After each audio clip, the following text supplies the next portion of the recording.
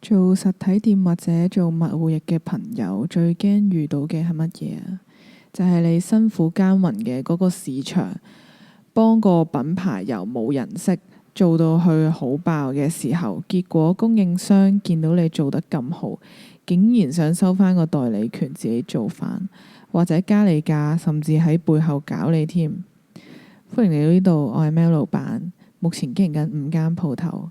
今日我哋就嚟到鞋狗嘅第2集啦。咁作者當年呢代理日本品牌嘅時候，生意額年年都翻倍嘅。原本以為執到寶，點知佢發現對方竟然一邊同佢握手，一邊喺背後揾緊其他代理去搞佢。喺呢個生死存亡嘅時刻， Nike 呢個品牌竟然係咁樣被逼誕生出嚟嘅。今日呢，我就會同大家拆解呢場商戰啦，睇下作者亦都係 Nike 嘅創辦人點樣喺絕境入邊反客為主。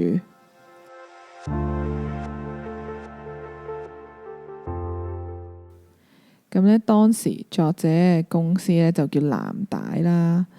咁佢賣命咁樣跑勻全美國嘅田徑場，將日本嘅鞋賣俾教練同埋運動員啦，但係佢慢慢發現呢個供應商呢，竟然對佢嘅態度越嚟越差，甚至嫌佢嘅規模細啦，嫌佢嘅現金流唔穩定。咁最驚險嘅一幕呢，就係日本代理商嘅出口經理嚟美國巡視啦。作者竟然喺對方嘅公事包入邊發現咗一張揾緊其他美國代理嘅清單。呢個呢，就係做代理最痛嘅位啦。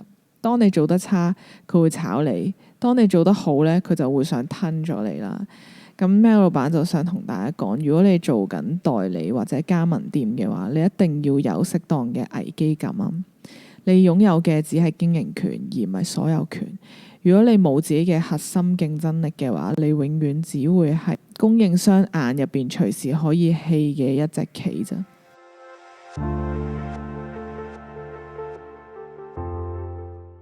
咁面對住供應商嘅背叛啦，作者就作出咗一個好大膽嘅決定。佢冇即刻拆穿對方啦，而係一邊應付住日本嗰邊，一邊呢就偷偷地喺墨西哥嗰邊揾工廠，打算生產自己嘅鞋嘅。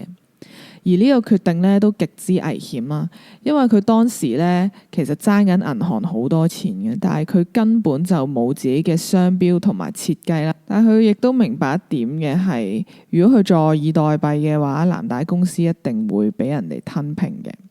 呢度帶出咗一個好重要嘅觀點啦，創業者嘅勇氣往往都係俾人逼出嚟嘅。好多時候我哋唔敢行出嘅嗰一步，係因為仲有其他退路。但係你發現全部退路其實已經斷咗嘅話，嗰一份爆發力先係最強。講到 Nike， 大家都覺得個名好型啦。但係作者咧喺書入邊坦白咁樣講，佢當初咧根本就唔中意 Nike 呢一個名嘅。當時嘅第一批自家生產嘅鞋即將出廠嘅時候，佢哋要喺24小時入邊定好個名啦。咁作者咧原本係諗住叫做第6維度嘅，但係成個團隊都覺得呢個名好廢啦。最後咧佢嘅頭號員工阿 Jeff 啊，半夜發夢嘅時候咧就夢到呢個希臘嘅勝利女神嘅名 Nike。作者喺最後一刻咧先至勉強接受啦。咁佢當時咧就講咗一句好經典嘅說話，就話啦：我唔係好中意呢個名，但係可能會慢慢習慣啩。連嗰個一剔嘅商標啊，當時都只係花咗35蚊美金請咗個大學生去畫。呢個故事咧就話咗俾我哋聽啦，品牌嘅成功唔係靠一個完美嘅名，而係你件產品嘅質量同埋背後奮鬥嘅故事。個名咧其實都只不過係一個符號嚟嘅，而你就賦予咗呢一個符號嘅靈魂。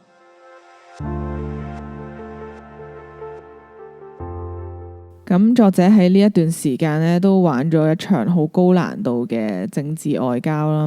咁佢一邊呢，就同銀行嗰邊周旋啦，一邊就要繼續應付住啲日本人嘅控告啦。另外一邊呢，仲要處理產品嘅質量問題。佢之所以冇執笠咧，係因為佢永遠都係一個 Plan B。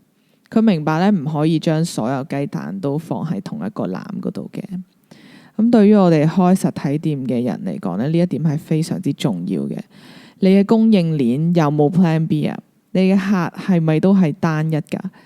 如果你嘅生意過度依賴某一個平台或者某一個供應商嘅話，當對方變質或者變心嘅時候，你都係死路一條嘅啫。所以咧，我哋要學好似作者咁樣啦，喺風平浪靜嘅時候，就已經要為萬一反面嘅情況做好準備啦。咁總結今日呢一集咧，做代理咧，其實永遠都要拿一手嘅。危機感咧係創業生存嘅必需品啦，而好品牌往往都係喺絕境入邊逼出嚟嘅。Nike 雖然誕生咗，但係好似最 worst 嘅嘢先啱啱開始啫。咁下一集咧，我就會同大家睇下 Nike 點樣面對一場差啲令佢哋破產嘅美國海關關稅大戰啊，同埋作者點樣喺資金斷裂嘅邊緣揾到佢嘅救命恩人呢？